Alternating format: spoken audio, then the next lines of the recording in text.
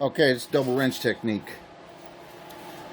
There's a nut behind here, and it is way too tight for me to get off with one wrench.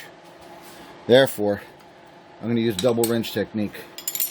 I'm going to put one wrench into the other, just like that, and it makes an extra long wrench. Got to be careful when you do this. If you do it crooked, okay, let me show you. It's going to be lined up perfectly. If you do it like this, you'll slip and bust your knuckles.